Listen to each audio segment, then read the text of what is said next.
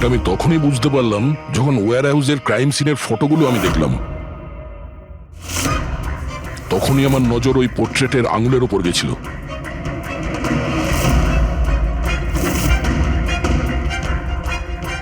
ও portrait ছিল না, ওই মিখেল ছিল, মিখেল। ওকে দয়া, পঙ্কজ সাবধানে, পঙ্কজ সাবধানে, জঙ্গলে লুকিয়ে আছে। পঙ্কজ, তুমি এখানেই থাকো, রবির দিকে নজর রাখবে। মিখেল, আমরা কিছুই করব না, আমরা এখান থেকে চলে যাচ্ছি।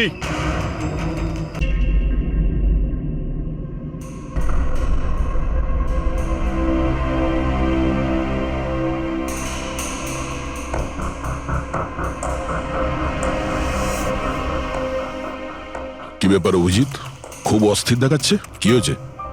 আরে ভাই, ওই একটা ভিডিও কল আসবে, তার জন্যই ওয়েট করছি। Video call? এর আগে তোমাকে কখনো ভিডিও কলে কথা বলতে দেখিনি। কোনো বিশেষ ব্যাপার কি? আরে ভাই, তুমিও না প্রত্যেকবারই। আরে তেমন কিছু নয়। আরে আমাদের কেতনবাবু ছিলেন না, ওই ক্রাইম ব্রাঞ্চের। হ্যাঁ হ্যাঁ, কেতনবাবু, মনে পড়েছে। আরে উনি বললেন যে 12:30টার সময় আমার সঙ্গে ভিডিও চ্যাট করতে চান, আমায় সারপ্রাইজ দেবেন, সেই জন্যই ওয়েট করছি। ও, স্যার কেমন আছেন? কেতন স্যার, আরে আপনাকে তো একদম ফিট মনে হচ্ছে। আরে কেন পেছনে লাগছো বাবা? জানো, রিটায়ারমেন্টের পরে বডিটা একটু বেড়ে গেছে। একটু এক্সারসাইজ করতে হবে। আরে না না স্যার, সত্যি বলছি, আপনাকে খুব স্মার্ট লাগছে। হ্যাঁ, আচ্ছা এটা বলো, তুমি তোমার বিয়ের কার্ড কবে পাঠাচ্ছ? আরে স্যার, আপনিও না।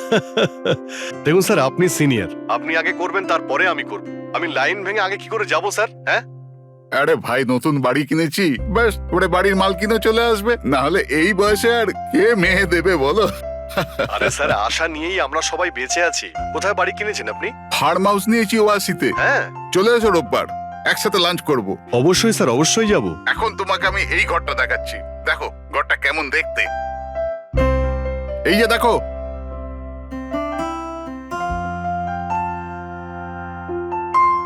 এবার আমি তোমাকে দেখাবো আমার স্টাডি রুম।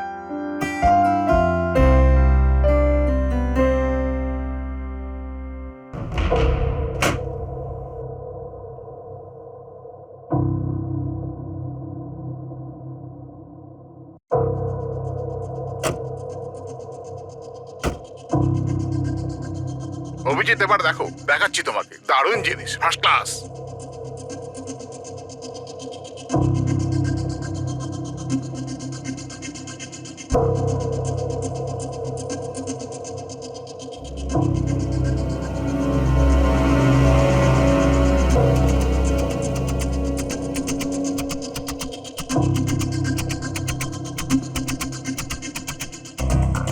দেখলে অভিজিৎ, এটা হলো আমার স্টাডি রুম। স্যার খুব ভালো হয়েছে, খুব ভালো। স্যার রুমটা একটু খালি খালি লাগছে, যখন ফার্নিচার এসে যাবে রুমটা কিন্তু দারুণ লাগবে স্যার। স্যার কি হলো?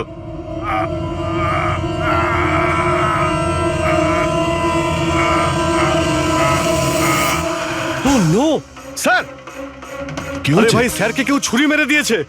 ছুরি মেরে দিয়েছে? কোথায়? কে মেরেছে ছুরি? বুঝতে পারছি না। কিন্তু তুমি তো ভিডিও চ্যাট করছিলে ওর সাথে, না? হ্যাঁ করছিলাম, কিন্তু হঠাৎ করে এই ছুরি কোথা থেকে এলো আর কিভাবে ওনার লাগলো কিছুই বুঝতে পারলাম না। কি?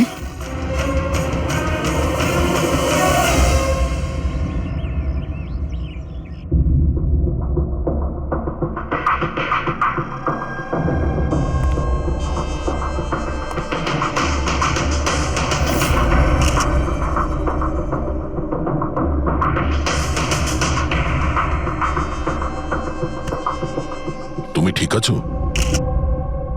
হ্যাঁ ভাই, বুঝতে পারছি না এসব কি করে হয়ে গেল। স্যার স্যার কেতন স্যার তো 100 জনেরও বেশি আসামিকে জেলে পৌঁছেছেন। হতে পারে ওদের মধ্যেই কোনো একজন আসামি এই সব করেছে। হ্যাঁ, কিন্তু কিভাবে, কখন? কেতন স্যার আমার সঙ্গে কথা বলছিলেন, এইখানে বসেছিলেন, ওনার পিছনে কেউ ছিল না। তাহলে হঠাৎই ছুরিটা কে মারলো আর কিভাবে মারলো? তুমি একদম শিওর যে ঘরের মধ্যে আগে থেকে কেউ ঢুকে বসেছিল না? আরে না ভাই, কেতন স্যার ভিডিও চ্যাটে উনি পুরো রুমটা দেখাচ্ছিলেন, আমরা কথা বলছিলাম। আর রুমটা দেখো, এখানে কোনো জায়গাই নেই, সবকিছু তো খোলা, কেউ কোথায় কিভাবে লুকোতে পারে? তুমি বলেছো যে তোমার সামনেই কেতনবাবু দরজা খুলে ভেতরে এসেছেন। হ্যাঁ, উনি এই দরজাটা খুললেন, ভিতরে ঢুকলেন, আর উনি দরজাটা বন্ধও করেছিলেন। তাহলে তো পরিষ্কার ব্যাপার, খুনি এই ঘরের মধ্যে আগে থেকেই ছিল, পরে আসেনি। আর সেটাই তো ভাই আমি দেখতে পেলাম না কেন? আরে আমার কথা ছাড়ো, ইনি কেন দেখতে পেলেন না? স্যার, এই রুমটাতে আসার আর কোনো রাস্তা নেই, এই দরজাটা ছাড়া। জানলা টানলা কিছুই নেই। পুরবি, এই রুমটা আবার ভালো করে চেক করো, কোনো না কোনো গুপ্তগত হতেই হবে এই রুমের। স্যার আমি 3 বার চেক করেছি, প্রত্যেকটা জায়গা, প্রত্যেকটা কোণা, সবকিছুই। সত্যি এই রুমে আসার আর কোনো রাস্তা নেই। কোনো না কোনো গুপ্ত রাস্তা তো হবেই এই রুমের। কিছু গন্ডগোল আছে এখানে, না হলে এটা সম্ভব নয় যে অভিজিৎ ওই খুনিকে দেখতে পায়নি। এই কেতনবাবু এখানে একাই থাকতেন না? হ্যাঁ, একাই থাকতেন, এখানে কেয়ারটেকার থাকতো। তাহলে এটা জানতে হবে যে কে কে ওনার সঙ্গে দেখা করতে আসতো, আর কে কে জানতো কেতনবাবুর এই নতুন বাড়ির ব্যাপারে। ইয়া, পঙ্কজ স্যার। এই কেয়ারটেকারকে ডেকেছো তুমি? হ্যাঁ স্যার, কথা হয়েছে, আসছে। ফ্রেডি, প্রত্যেকটা ফিঙ্গারপ্রিন্ট নেবে, একটাও যেন বাদ না যায়। হ্যাঁ স্যার, প্রতিটা কোণের ফিঙ্গারপ্রিন্টস তুলে আনবো স্যার। স্যার, আমি তো দুদিনের ছুটিতে গেছিলাম, আমি কি করে জানবো যে এরকম এত বড় একটা ঘটনা ঘটে যাবে? তুমি ছাড়া এখানে আর কে কে আসতো? কেতন স্যার আর কার্পেন্টার, কতজন কার্পেন্টার ছিল? 3টে, আর কতদিন ধরে কাজ করছিল? প্রায় 1 মাস ধরে। 1 মাস ধরে? তার মানে ঘরের কোনা কোনা ওরা জানতো। এই কার্পেন্টার কেতনবাবু কোথা থেকে এনেছিলেন? ওনার পরিচিত ছিল নাকি কেউ পাঠিয়েছিল? না স্যার, ওরা কেতন স্যারের জানাশোনা লোক ছিল, কারণ ওরা কেতন স্যারের আগের বাড়িতেও কার্পেন্টারের কাজ করেছে। তুমি শিওর যে আর কেউ আসেনি? না স্যার। হ্যাঁ, মনে পড়েছে স্যার, 2জন অচেনা লোক এসেছিল। একজন কোনো এক ইন্টারনেট কোম্পানি থেকে এসেছিল, আর দ্বিতীয়জন ওয়াটার পাইপলাইন চেক করতে এসেছিল। ওরা পুরো বাড়ি ঘুরে দেখেছিল। স্যার এর জন্য আমাকে বকেছিলেন। কেন বকেছিলেন? কেননা আমি ওদের ভেতরে আসতে দিয়েছিলাম।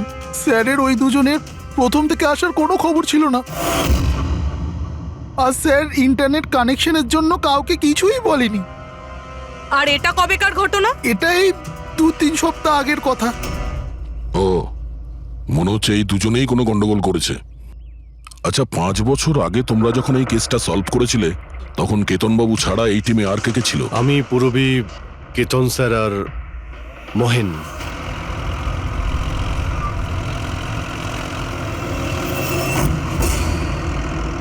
ওই মহিলার প্রাণের ঝুঁকি আছে, আর ওইখানে আশেপাশেই আছে। হ্যাঁ স্যার, তাড়াতাড়ি পৌঁছে যাব।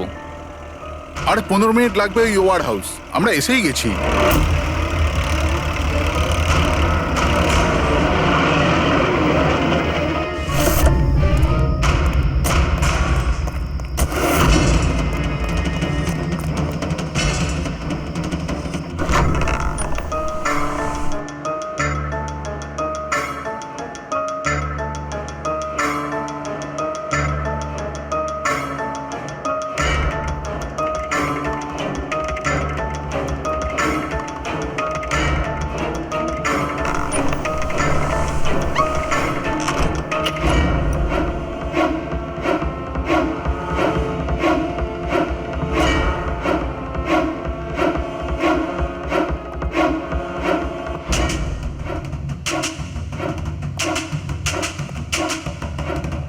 স্যার, এখানে তো কোনো মহিলাকে দেখতে পাচ্ছি না, আর ওই অপরাধীও নেই। ওটা কোনো মিথ্যে কল ছিল না তো? কোনো কারণ তো হবেই যে কেউ আমাদের ফোন করে এখানে ডাকলো, আর সেই কারণ এই আশেপাশেই আছে।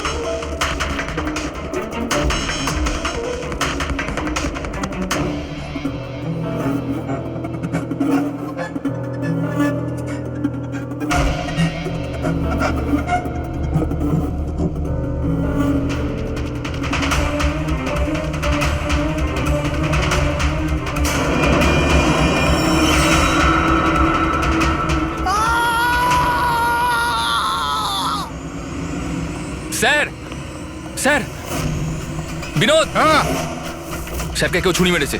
Sir sir oh no oh no, he is dead. তুমি দরজাটা দেখো, দরজা দেখো তাড়াতাড়ি। আরে দরজা তো ভেতর থেকে বন্ধ, তার মানে খুনি ঘরের ভেতরেই কোথাও আছে। ওদিকে দেখো, তুমি ভেতরটা দেখো, হ্যাঁ, তাড়াতাড়ি যাও। দেখছি।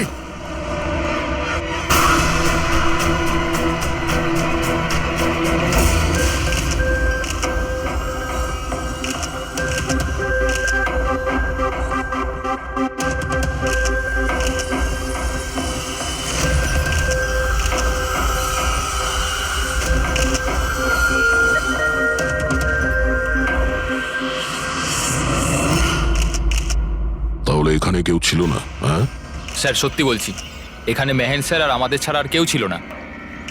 বুঝতেই পারছি না যে খুনটা করলো কি। আচ্ছা, আপনারা এখানে এসেছিলেন কেন? স্যার একজন মহিলা ফোন করেছিলেন যে ওনার প্রাণ বিপদে আছে, ওনাকে বাঁচাতেই আমরা এখানে এসেছিলাম। কিন্তু এখানে তো কোনো মহিলা ছিলই না, আর ফোনটাও একটা প্রাইভেট নম্বর থেকে করা হয়েছিল। আচ্ছা, এগুলো একটা ষড়যন্ত্র, প্ল্যান করে করা ষড়যন্ত্র। স্যার, এই যে এখানকার ওয়াচম্যান স্যার। তুমি গোডাউন কটায় বন্ধ করেছিলে? স্যার রাত 10টার সময়। সেই সময় এখানে কেউ ছিল? না স্যার, ভালো করে চেক করেছিলাম, কেউ ছিল না। আপনারা এই রুমের দরজাটা খোলা রাখেননি তো ভেতরে আসার পরে? না, ভেতরে ঢুকতেই আমরা সবার আগে দরজাটা ভেতর থেকে বন্ধ করে দিয়েছিলাম। স্যার খুন হওয়ার পরেও আমরা দরজা চেক করেছিলাম, ভেতর থেকে বন্ধই ছিল। খুনি আগে থেকেই ভিতরে ছিল, কেতন স্যারের বাড়ির মতো। একটাই দরজা যেটা বন্ধ ছিল, আর কোনো জানালা নেই। তাহলে খুনি গেল কোথায়?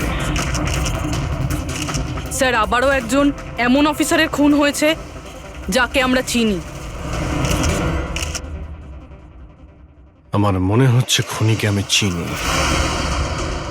অভিজিৎ, তুমি কি করে খুনিকে চিনবে? তুমি তো দেখোইনি খুনিকে। বুঝে গেছি স্যার, আপনি কার দিকে ইঙ্গিত করছেন।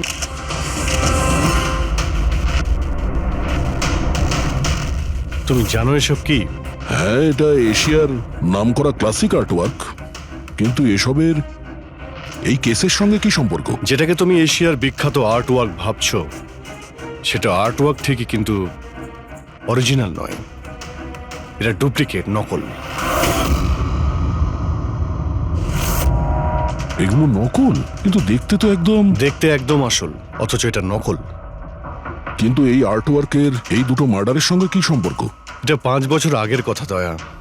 তোমার এটা মনে আছে, তুমি আর এসিপি স্যার ডেপুটেশনের জন্য দিল্লি গিয়েছিলে?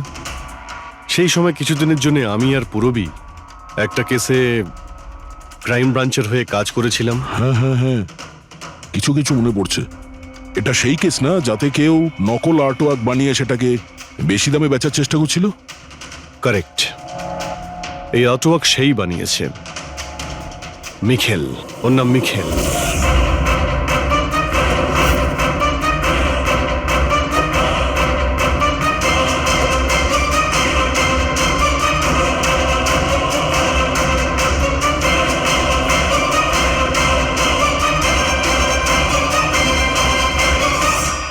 এমনটা নয় যে ওর প্রতিভা বাকি শিল্পীদের থেকে অনেক কম ছিল, তবে সত্যি কথা বলতে ও ওদের থেকে অনেক বেশি ট্যালেন্টেড ছিল। আর সেই জন্যই হয়তো ও একদিন ভেবেছিল যে অরিজিনাল পেন্টিং তো সবাই বানাতে পারে, কিন্তু অরিজিনালের মতো সেম কপি বানানো সবার পক্ষে সম্ভব নয়। আর এই কাজে এত টাকা ছিল যে ওর আসল পেন্টিং বানানোর কোনোদিনও প্রয়োজনই হয়নি। ও কোটি কোটি টাকা ইনকাম করেছিল মহান আর্টিস্টের অরিজিনাল পেন্টিংয়ের নকল পেন্টিং বানিয়ে। আর ওর কাজ এতটাই ভালো ছিল যে কেউ বলতে পারতো না যে পেন্টিংটা আসল না নকল। অনেকবার তো 30-40 বছরের আগের ক্যানভাসের পেন্টিং করেছে ও, অথচ সেটা কারো পক্ষে ধরাই সম্ভব ছিল না।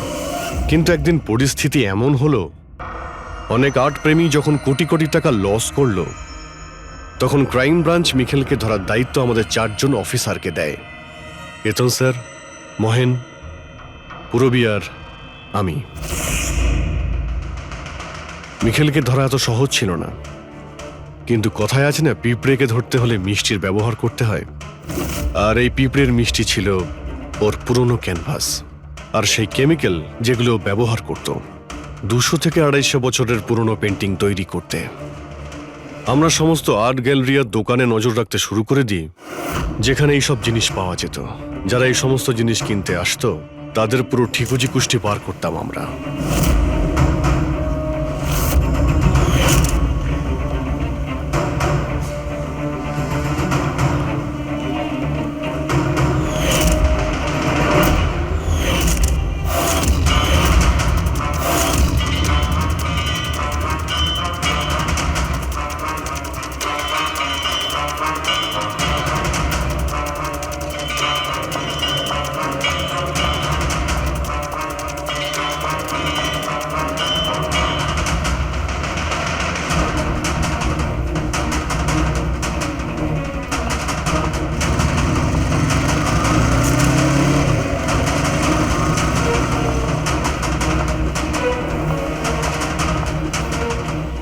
এই যতগুলো ছবি পাঠাচ্ছি প্রত্যেকের ডিটেলস আমার লাগবে।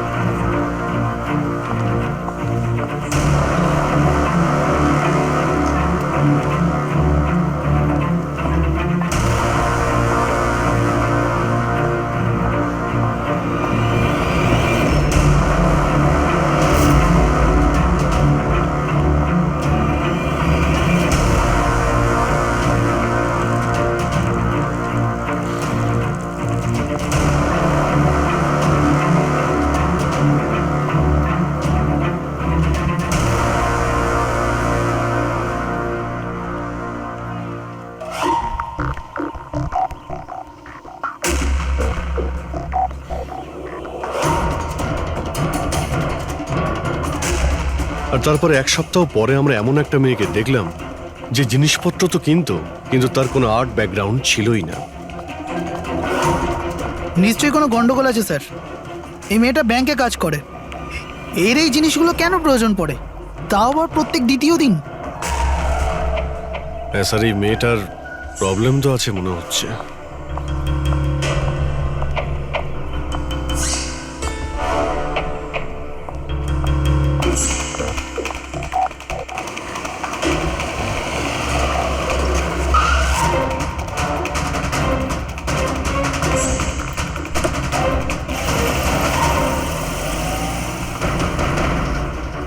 এই মেয়েটার একটু গন্ডগোল আছে, ওর পিছু নাও, দেখো কোথায় যাচ্ছে।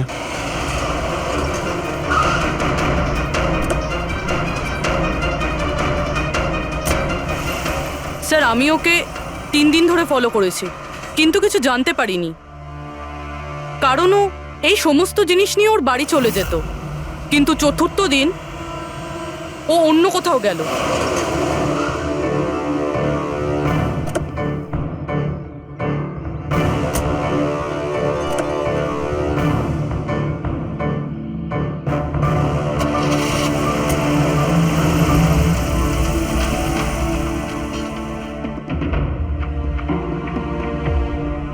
মিখেল, মিখেল, মিখেল,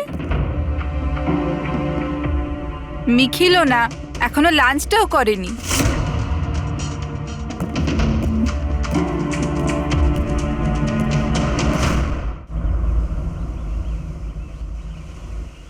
এখনো লাঞ্চও করনি? এত কি কাজে ব্যস্ত থাকো যে খাওয়ার টাইম থাকে না? তোমায় দেখলেই তো আমার পেট ভরে যায়। জানো, বেবিকে মাখন লাগানোর না, এটা অনেক পুরনো আইডিয়া। মাখন নয়, সত্যি বলছি, তোমার মতো ভালোবাসতে পারে এমন জীবনসাথী কোথায় পাবো আমি, যে আমার জন্যে নিজেকেও বিপদে ফেলতে পারে। আমি তো তোমার জন্য নিজের জীবনটাও দিতে। খবরদার, এরকম কথা যদি আরেকবার তুমি বলেছ, যদি তোমার কিছু হয়ে যায় না, আমি এই দুনিয়াটাকে আগুন লাগিয়ে দেবো। এত ভালোবাসো আমায়? নিজের থেকেও বেশি। যদি আমি কিছু চাই, তুমি আমায় দেবে? আমি জানি তুমি আমার থেকে কি চাইবে, যে আমি কেন সবকিছু ছেড়ে দিচ্ছি না। জানোই যখন, তাহলে তুমি কেন ছেড়ে দাও না?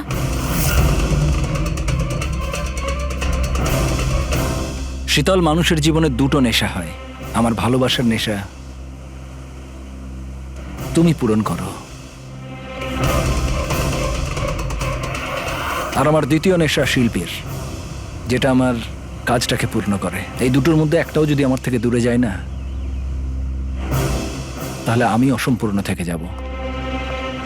আর আমি চাই যে ইতিহাস আমায় সব থেকে ভালো স্বামী আর সব থেকে ভালো আর্ট চোর হিসেবে মনে ব্যাস রাখে। Mikheil,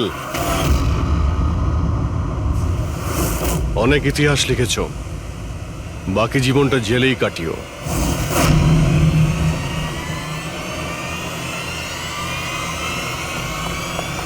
Mikheil,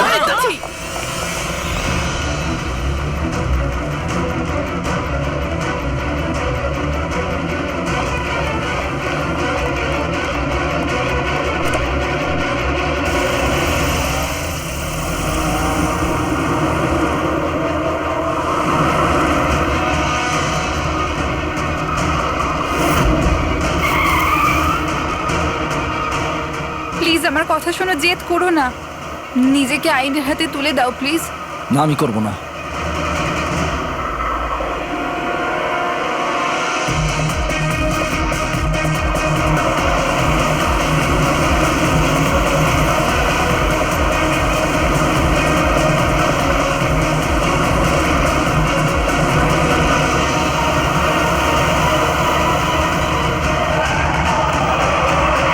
Nikhil!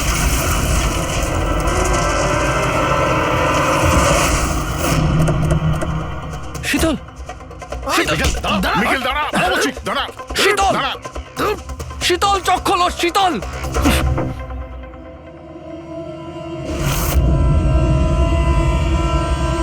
She is dead, sir. তোমাদের জন্য আমার শীতল আমাকে ছেড়ে চলে গেল। ছাড়বো না আমি তোমাদের। তোমার স্ত্রীর মৃত্যুর জন্য আমরা দুঃখিত, কিন্তু তার জন্য দায়ী আমরা নই, তুমি। না তুমি অপরাধের রাস্তায় হাঁটতে, আর না তোমার পাপের শাস্তি তোমার স্ত্রীকে ভোগ করতে হতো। কাজের শাস্তি কে পাবে এটা ভবিষ্যৎ বলবে। ওর 5 বছরের শাস্তি তো এতদিন শেষ হয়ে গেছে, কিন্তু ওর স্ত্রীর মৃত্যুর প্রতিশোধের আগুন হয়তো ওর মনের ভিতরে এখনো জ্বলছে। মানে কেতনবাবু আর মেহেনের পরে ওর টার্গেট এখন পুরবী আর তোমার ওপর। কারেক্ট। কিন্তু স্যার, ও এসব করছেটা কি করে? কারণ নজরে পড়ছে না কেন? এবার এই রহস্যের পর্দা তো মিখেলই তুলতে পারবে। ও তোমার আর আমার কোনো ক্ষতি করার আগে মিখেলকে আমাদের ধরতেই হবে। স্যার, স্যার কেতন বাবুর বাড়ি থেকে যে ফিঙ্গারপ্রিন্টস গুলো পেয়েছিলাম, হ্যাঁ, ওটা কারোর সঙ্গে ম্যাচ হয়েছে? স্যার, ওই ওয়াটার পাইপলাইনে যে কাজ করে সে নির্দোষ হলেও যে লোকটা ইন্টারনেটের কাজ করে সে খুব গোলমেলে। এই ইন্টারনেটের লোকটা কে? Sir Ramen sir. Sir sir পুরনো পাপি স্যার। এই তো 6 মাস আগে ও অথর রোড জেল থেকে ছাড়া পেয়েছে স্যার। Arthur road jail? ওই মিখেলকে তো ওই জেলেই রাখা হয়েছিল। তার মানে ওই জেলেই এই অপরাধের প্ল্যানিংটা করা হয়েছিল, মিখেল আর ওই রমন জব মিলে নিয়ে। তুই নিশ্চয়ই আবার জেলে যেতে চাইবি না? না স্যার, আমার দ্বিতীয়বার জেলে পাঠাবেন না স্যার।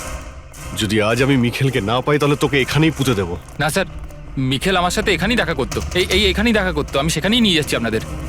আমার মিখেলকে চাই, ব্যাস। হ্যাঁ স্যার, ওখানেই নিয়ে যাচ্ছি আপনাদের।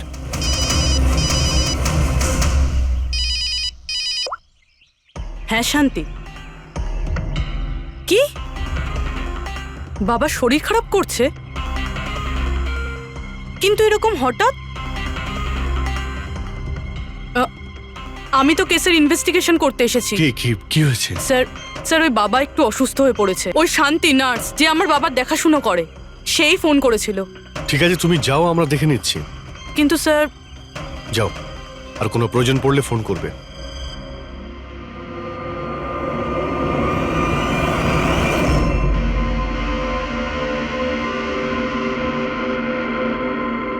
কি হলো স্যার?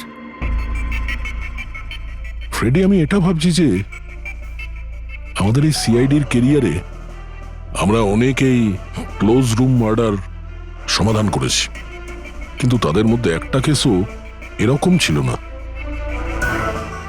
হ্যাঁ স্যার, এর আগেও এরকম ঘর বন্ধ থাকার কেস এসেছিল।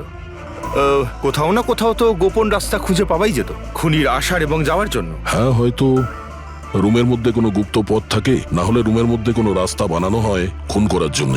কিন্তু এখানে না তো কোনো গুপ্ত রাস্তা আছে, না রুমের মধ্যে কোনো গন্ডগোল করা হয়েছে, না। আর এই খুনি এমন যাকে দেখাই যাচ্ছে না। স্যার, আমার তো ভেবেই কিরকম মাথাটা ঘোরা শুরু হয়ে গেছে। খুনিকে দেখা যাচ্ছে না কেন? অনেক বছর আগে আমি একটা সিনেমা দেখেছিলাম যেখানে হিরো একটা গ্যাজেট লাগিয়ে অদৃশ্য হয়ে যেত, কিন্তু ওটা তো সিনেমা ছিল না স্যার। হ্যাঁ, ওটা তো সিনেমা ছিল, কিন্তু এটা তো বাস্তব জীবন। স্যার, কি ভাবছেন আপনি? এটাই ভাবছি, এর মধ্যে কোন জিনিসটা আমি বুঝতে পারছি না।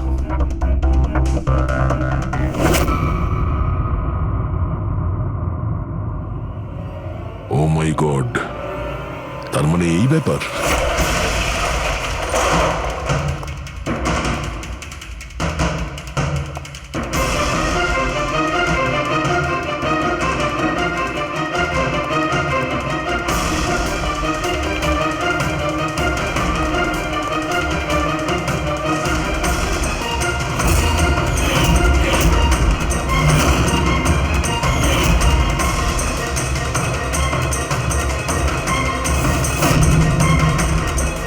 অনেকদিন ধরেই আমাদের চারজনকে ফলো করছিল, আর তুই ওকে হেল্প করছিলি এই সমস্ত কাজে? হ্যাঁ স্যার।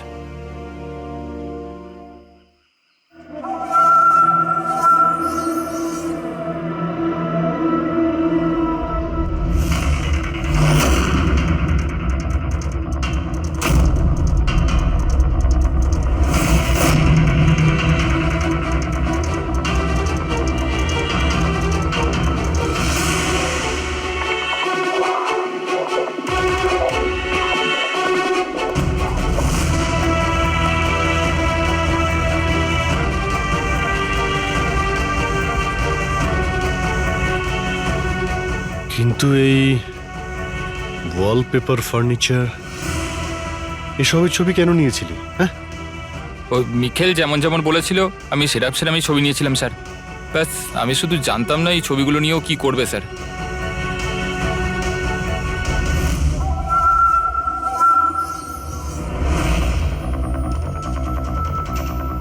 তাহলে কি এই ছবির মধ্যেই লুকিয়ে রয়েছে খুনের রহস্য?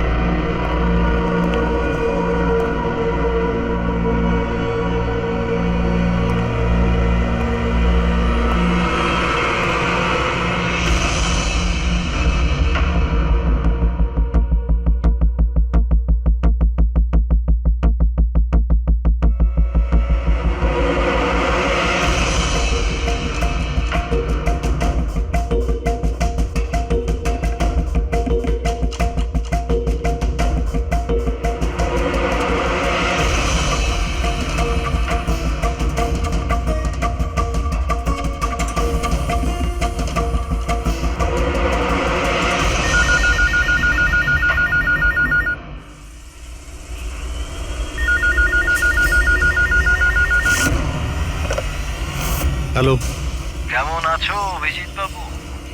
মিখেল, এই ব্যাপার, এতদিন পরেও তুমি আমার গলার আওয়াজ ভোলোনি। এমনিতে আমি জানতাম যে তুমি আমার বাড়ি পর্যন্ত নিশ্চয়ই পৌঁছবে। ইন্টেলিজেন্ট তুমি, কিন্তু সরি, তোমাকে স্বাগত জানাতে আমি বাড়িতে ছিলাম না। তোকে স্বাগত তো জানাবে সিআইডি, যখন আমরা তোকে আরেকবার ধরে জেলে নিয়ে যাব। জেল তো আমি তখন যাব না যখন তোমাদের নজরে আমি আসব। তার আগে এই ধাঁধাটা তো সমাধান করো যে আমি তোমাদের এমনিতে নজরে কেন আসছি না। কি হলো, কি ভাবনায় পড়ে গেলে? হ্যাঁ, আমি জানি তুমি ইন্টেলিজেন্ট, কিন্তু এতটাও ইন্টেলিজেন্ট নও যে এই কেসটাকে সমাধান করো। কেসটা তো তোমার আর পুরবীর মৃত্যু দিয়েই শেষ হবে। মিখেল, রাগ নয় অভিজিৎ বাবু, রাগ করে কেন নিজের বিপি বাড়াচ্ছ? চলো একটা ছোট্ট তোমায় হিন্ট দিয়ে দিই। আমায় তুমি সেখানেই দেখতে পাবে যেখানে এই গল্পের শুরু হয়েছিল, যেখানে শীতলকে তুমি আমার থেকে ছিনিয়ে নিয়েছিলে। পুরবী মারা যাওয়ার আগে তো নিশ্চয়ই পৌঁছতে পারবে। মিখেল, মিখেল, হ্যালো পঙ্কজ, তুমি এক্ষুনি পুরবীকে ফোন করো, ওকে বলো বাড়িতে থাকতে, বাইরে বের না হতে। ও কি হলো স্যার?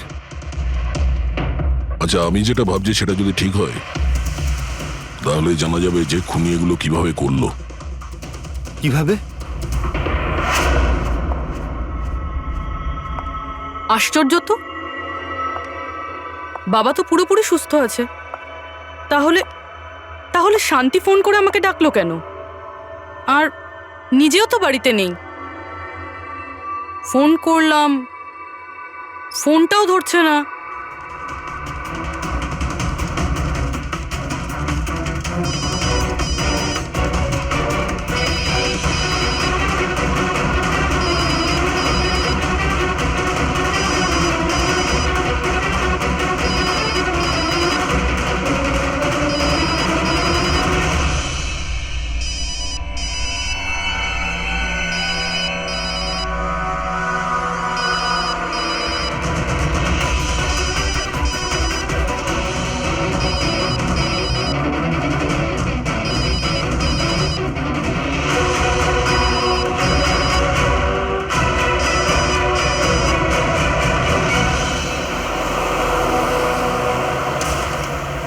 স্যার, এই পুরবী তো ফোনই তুলছে না। কি, ফোন তুলছে না? কোনো প্রবলেম নেই তো?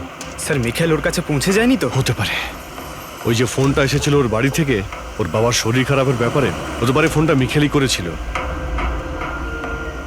স্যার, পুরবীর কিছু হবে না তো? আশা করছি আমরা সময় মতো পৌঁছে যাব।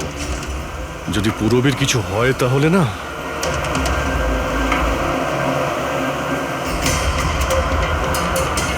এসে গেছি। এটা সেই জায়গা যেখানে মিখেলের ওয়াইফ মারা গিয়েছিল।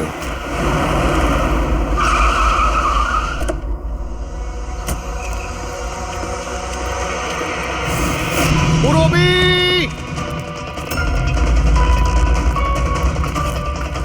পুরবী!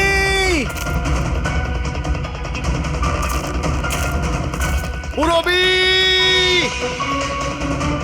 পুরবী! ওই দিকটা দেখো। পুরবী! পুরবী!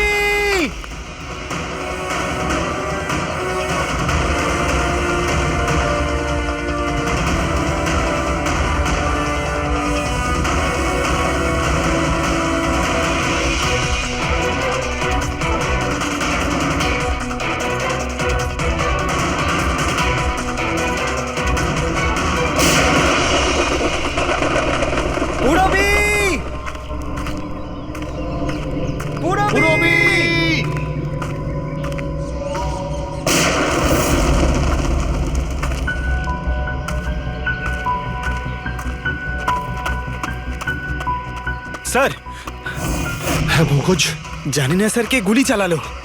পুরবীকে পেলে? পুরবী ওখানে স্যার।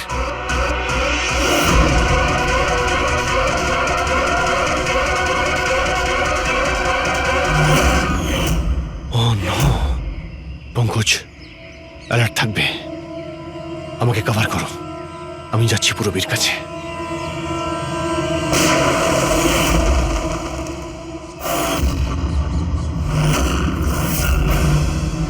ভয় পেও না অভিজিৎ, এখনো ও মরেনি। কিন্তু যদি ওর কাছে যাওয়ার চেষ্টা করো তাহলে আমার আঙুল ট্রিগারের ওপর আছে, আর গুলিটা তো তোমার থেকে তাড়াতাড়ি পৌঁছবে। মিখেল, গুলি চালিও না।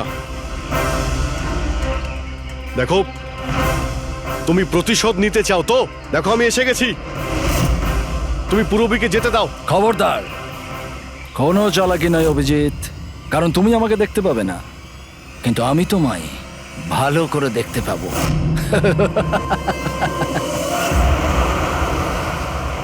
অভিজিৎ, আমার কথা মন দিয়ে শোনো, তুমি একদম রিয়াক্ট করবে না। তুমি এই মিখেলকে দেখতে পাবে না। তুমি আর কেতনবাবু, ওকে কেতনবাবু স্টাডি রুমে দেখতে পাওনি। মাহান ওকে আর্ট ওয়্যার হাউসে দেখতে পাইনি। পুরবী নিজে ওকে ওর ঘরে দেখতে পাইনি। কেন? কারণ ওকে দেখা সম্ভব নয়। ও যেখানে যেখানে অন্যায় করে সেখানকার কোণে কোণে ও লুকিয়ে পড়ে। ওই রুমে, ওই ডেকোরেশনে ও এমন ভাবে লুকিয়ে পড়ে কেউ বলতেই পারবে না যে ও আর্ট পিস না একজন মানুষ। কেতনবাবুর রুমে ও ও ওয়ালপেপার হয়ে গেছিল, ওয়ালপেপার।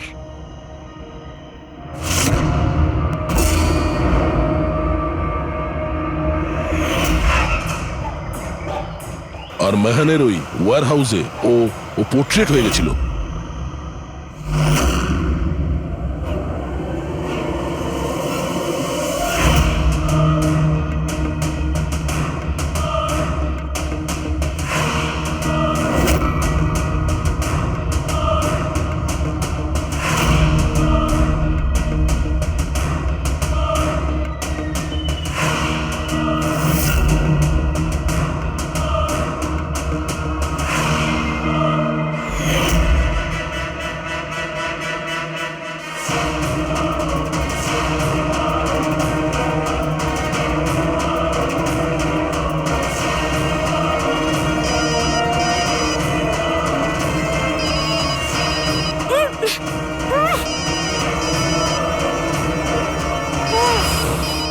এটা আমি তখনই বুঝতে পারলাম যখন ওয়্যার হাউসের ক্রাইম সিনের ফটোগুলো আমি দেখলাম। তখনই আমার নজর ওই পোর্ট্রেটের আঙুলের ওপর গেছিল।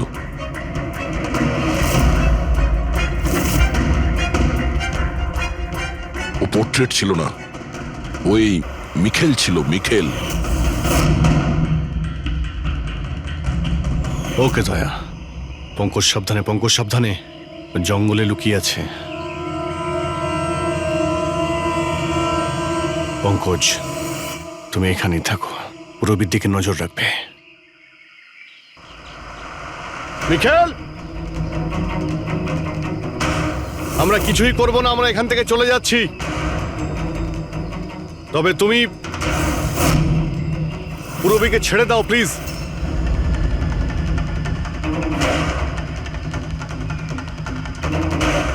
দেখো, এসব করে আর কোনো লাভ নেই। আমি এখানে এসে গেছি, তুমি তুমি বলো কোথায় যেতে হবে, আমি চলে যাচ্ছি। বাস, আগে এগোবে না অভিজিৎ, আমার সাথে গেম খেলা বন্ধ করো। ঠিক আছে, ঠিক আছে, গুলি চালিয়ে কোনো লাভ নেই, আমরা এখান থেকে চলে যাচ্ছি। কিন্তু তুমি তুমি কি চাও মিখেল? যা কিছু হয়েছিল সেটা সেটা তো হয়ে গেছে, কিন্তু এসব করে তুমি কি পাবে? হ্যাঁ,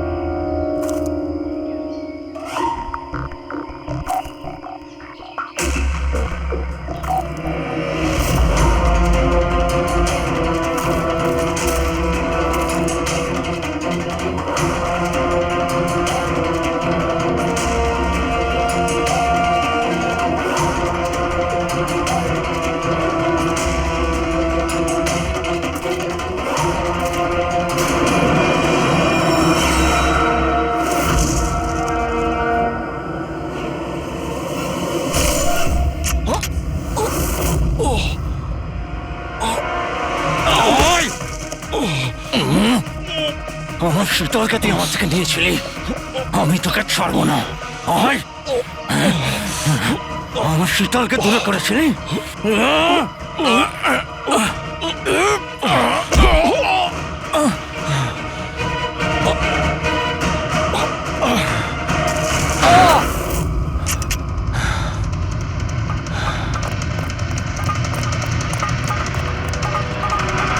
রবি, তুমি ঠিক আছো তো?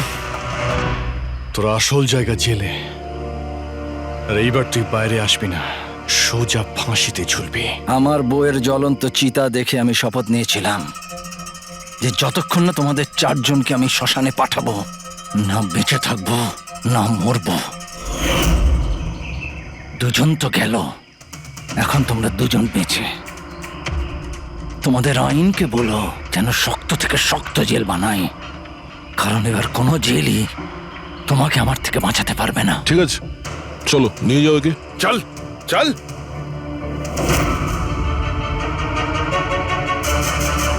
আসবো, ফেরত আসবো।